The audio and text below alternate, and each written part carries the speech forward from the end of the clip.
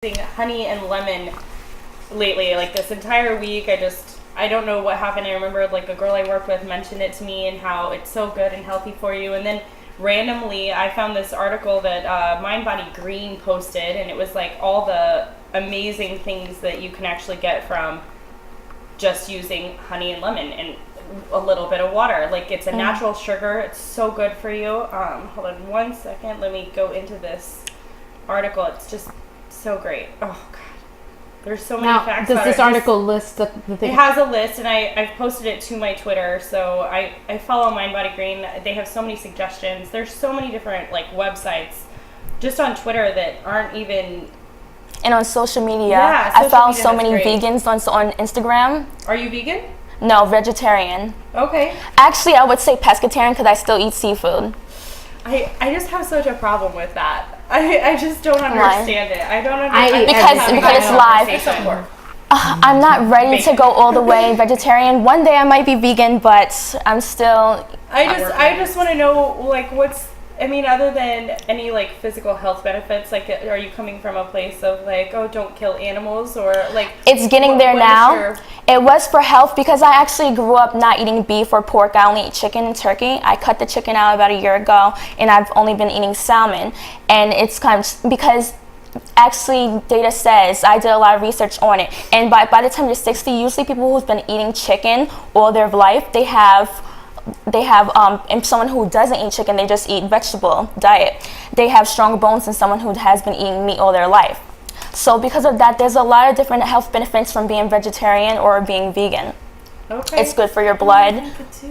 I can't do it, but it's easier for digestion. Because were you able to pull up the article? I found the article posted by Mind Body Green. It's lemon and honey. It boosts your immune system, which I was sick this week, so it was very helpful. It helps you lose weight. It says drinking warm water with lemon and honey on an empty stomach, it'll just help you detox, and so that's a great plan because that's what I've been doing lately. It reduces risks of heart disease, indigestion, if you have any. It helps your energy levels, it increases them, and it clears up your skin, which is always amazing. I used to do a honey and lemon mask. Just put it on there for 5 to 10 minutes and then rinse it off, and it's all natural, and I'm all about using all natural ingredients, and that's kind of where I'd like my life to go. I'm still eating meat, which it's whatever. I'm from Nebraska, I can't help it. That's why different locations people eat differently because of the weather with their environment. Right. It's just too hard for me to become a vegetarian, or not that we don't have fresh veggies everywhere, and my makeup artist is gonna kill me for being like, I love meat, but I do. Yeah, I used to think like that too. Try it. Have you tried going vegetarian? I was on that whole like Beyonce and Jay-Z kick with the vegan vegan before 6. Yeah. But I'm still trying to figure it out. I'm still working on my diet. You probably heard of it as well. I also do a little puree where I blend up a piece of ginger bark and lemon, and I blend it up and I take it as like a little shot in a small glass, and that actually, it cleanses your body really good, and it takes away your appetite a little bit. Okay. And it cuts a little fat, for lack of a better word, cuts fat, but it's really good for that too. I love it. The next thing I want to talk about is something for your mind more so. Like I mentioned before, I love to do meditation. I love to do yoga. It's like this nice, peaceful 10 minutes I do. But about books, like I've been reading so much lately, which when I was a kid, I hated reading. You couldn't get me to sit down for 20 minutes and even read a chapter. And it shouldn't take 20 minutes, but whatever.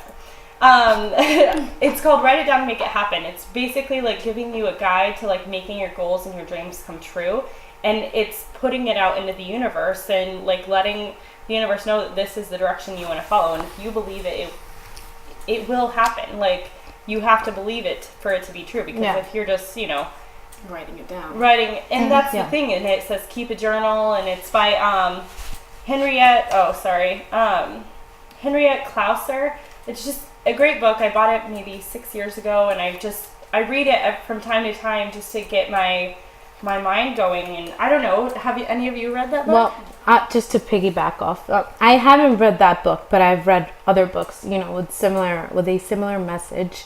One of my favorite books I just read is called Super Brain by Deepak Chopra. It's amazing. I believe that you have to set your intentions first, have a clear vision of what you want, set your intention, and go for it. So I love books like that talk about the mind and how powerful we are and how we create everything that happens in our life. Right. And just a couple of weeks ago, I don't know where I saw it, but I saw a quote: "We are all self-made, but only successful people will admit it." And that was like, wow, that's so true, because only when you see successful people will they say, I'm self-made, I got myself here.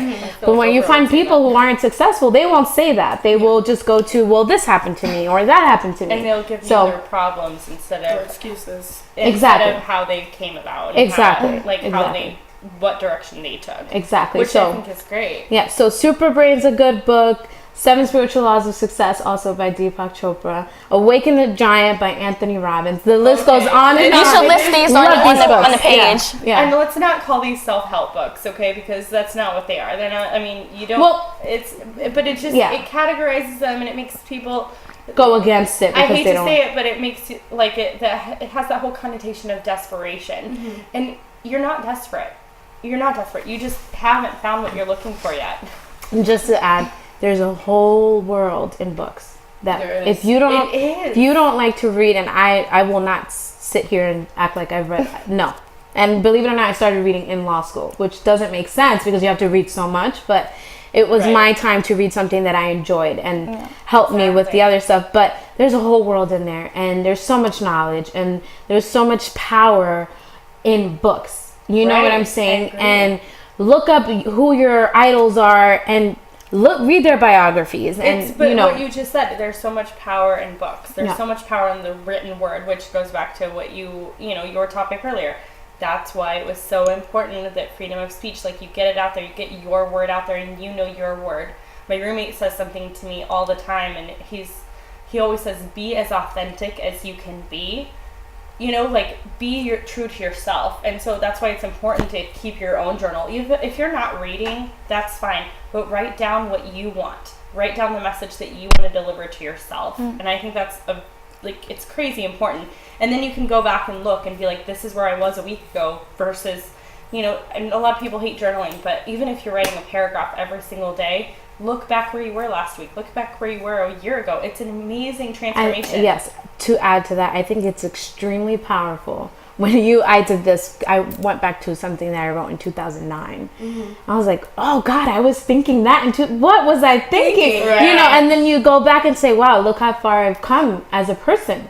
That I was feeling this way a couple years ago, and especially when you're going through tough times, that's the best time to write. It is. Because when you're out of it, you're like, wow, I went through that and I did what I needed to do, and I'm stronger now. So that's that's awesome. Right. So do you ladies remember last week how we kind of got into it about, necessary technology versus not so much? Okay. So Facebook made a decision to